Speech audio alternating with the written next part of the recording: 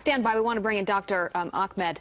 I want to get your thoughts just on what the speaker was saying there about the First Lady Melania Trump, because you'll have a very good take on this, of not wearing the headscarf, Ivanka Trump not wearing that headscarf, greeting the king as they got off the plane yesterday, really making that statement, no, we respect your culture, but we also respect ours, and we are someone that is all for freedom of speech and expression for women. How was that, do you think, received over in Saudi Arabia? Welcomed. I've gathered from my friends in the Arab world there's been absolutely no criticism of the lack of a headscarf of either of these ladies in the first family.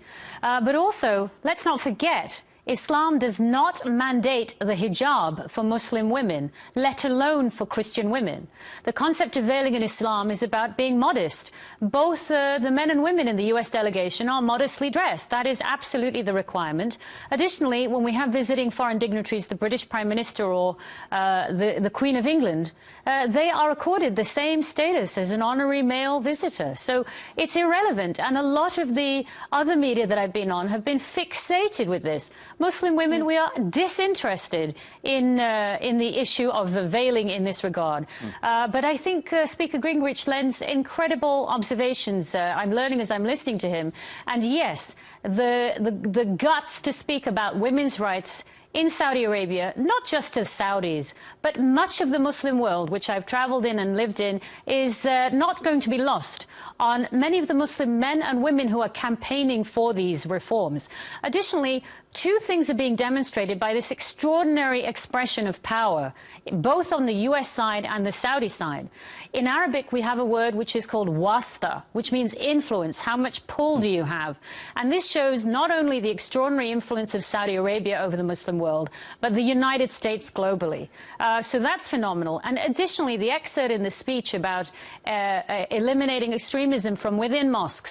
Can I tell you, there is a verse in the Quran which speaks absolutely to that, warns Muslims that insurrection and betrayal can emerge from mosques, and it is our job to destroy them when that occurs. So this is in line with true Islamic values.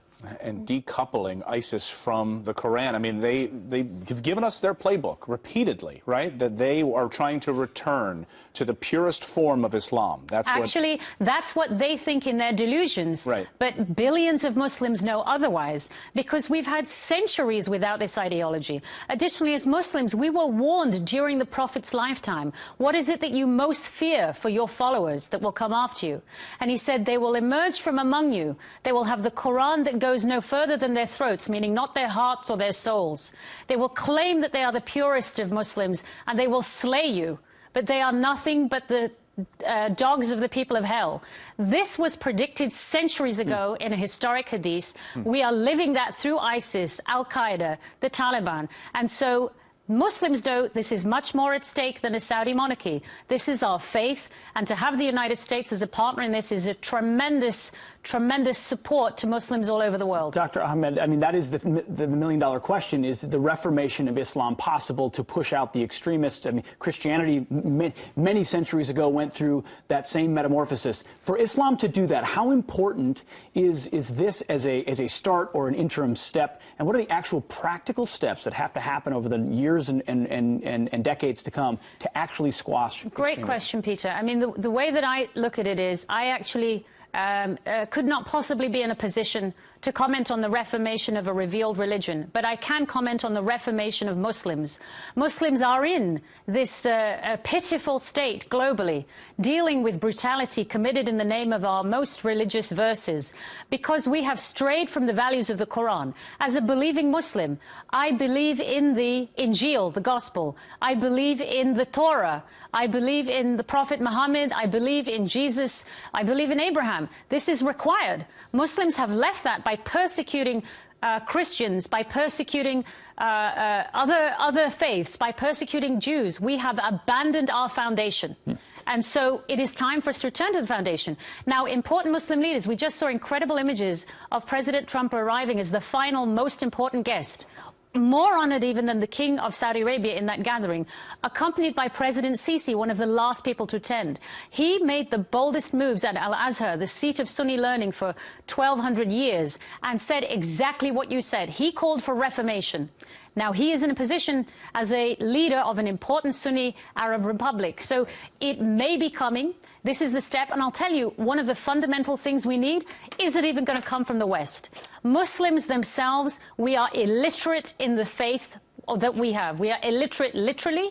Muslims cannot read the words. Muslims do not understand the words, and they fail to understand the spirit of Islam. That is something that has to come within the Muslim world, and that is being waged not just through media, but centers like the Observatory at Al-Azhar University, where we have banks of scholars. I was just there in April. Brilliant Islamic scholars online dealing with real-time jihadist ideology from Dabiq and their other magazines. So we're doing this in real time because we ourselves as Muslims have been ignorant. Well, it's such an important perspective, Dr. Khan. Thank you for being with us this morning.